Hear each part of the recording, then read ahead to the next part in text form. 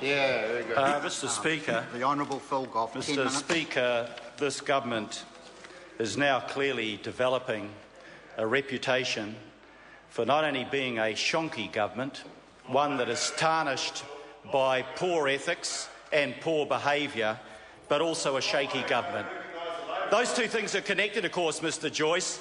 The only reason that you have not sacked members of your ministry, or you'd like it to be your ministry, Mr. Key's ministry, is because you know you have to rely on discredited members of Parliament to maintain your tenuous control on power.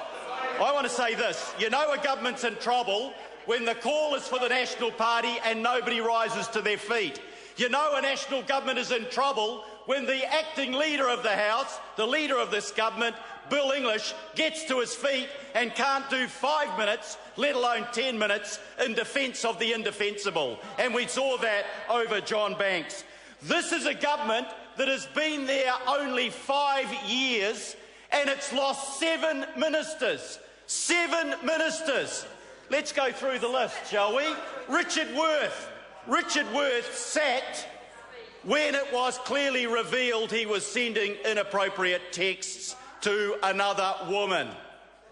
That was Richard Worth.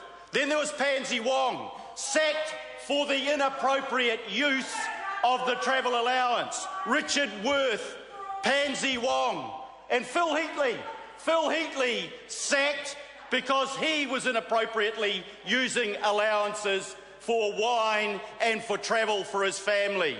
That was Phil Heatley.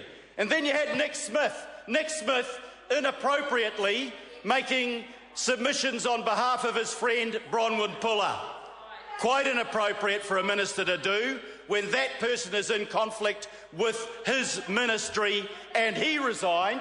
And he's resigned once, and I'll give you this undertaking, we'll see him resign again, because he's been inappropriate in the way that he has effectively stopped his Department of Conservation in putting forward submissions on an important public issue that they should be heard on. It's not the role of a minister to silence his department because he has a different point of view. That department was entitled to put forward submissions, and I believe the comments made about the reason why they did not make that submission are clearly misleading. And then you had Kate Wilkinson. Well, she is in a different category, to be fair to Kate. She resigned because her department was failing in its responsibilities, and still failing in its responsibilities. But the worst cases are the 2 members who have been absolutely discredited in the court of public opinion that are ministers or were ministers outside of Cabinet, Peter Dunn and John Banks. Peter Dunn, let's face it, leaked a report, the Kitteridge report, on the GCSB to a journalist. The evidence is there. That's why he wouldn't submit the emails. The government pretended that it was somebody else. The poor old civil servants had to line up and give their testimony on oath, but not Peter Dunn. He was never required to do that. There's not one member of the National Party with their head down at the moment that doesn't know that Peter Dunn leaked that report, and he shouldn't have just resigned from the ministry. He shouldn't be in this House. He has no credibility. Why do the National Party keep him there? They keep him there because they rely on his vote for them to maintain their grasp on power. No matter how tarnished, no matter how tawdry, this government keeps ministers in place when they won't sack them for behaving unethically because simply they want to maintain their grip on power. Exactly, Anne Tolley says. Anne Tolley has just agreed with my point that they keep tawdry, discredited ministers in place to maintain their grip on the reins of government. And then you've got John Banks. Well, you know, one of the things that a minister should do is have a good memory, to remember what he has done. And Mr Banks doesn't remember Kim.com. Easy man to forget, I guess. Doesn't remember his mansion. Only a small shack, I suppose you might have overlooked it. Didn't remember the ride to the mansion and the helicopter. Well, you take helicopter rides all the time. Didn't remember asking for donations and didn't remember receiving them. John Banks, as the police report, filed a declaration that was false. That's not in debate, Mr. Speaker. That's a police report. Order. I just remind members, as I did before, that we have to be very careful that an allegation like that is what's before the court. Whether the Honourable John Banks seemingly and knowingly filed a false return. That's what we cannot refer to in this House because it could be prejudicial to the court case. I'll ask the member just to be very mindful of that. I mentioned that earlier. There's a standing ruling specifically on that point. Honourable Fulgoff. Mr. Speaker, that's why I didn't use the word knowingly. That would have been quite inappropriate because it is before the court. But there is no doubt, no debate and no question that the declaration was a false one. No doubt about that at all. That is established. Now, Mr. Joyce might remember that when he swore his oath of office, he was expected, as the Cabinet Manual says, quote, ministers are expected to act lawfully and to behave in a way that upholds and is seen to uphold the highest ethical standards. 6 ministers, Mr. Joyce, that did not uphold those standards.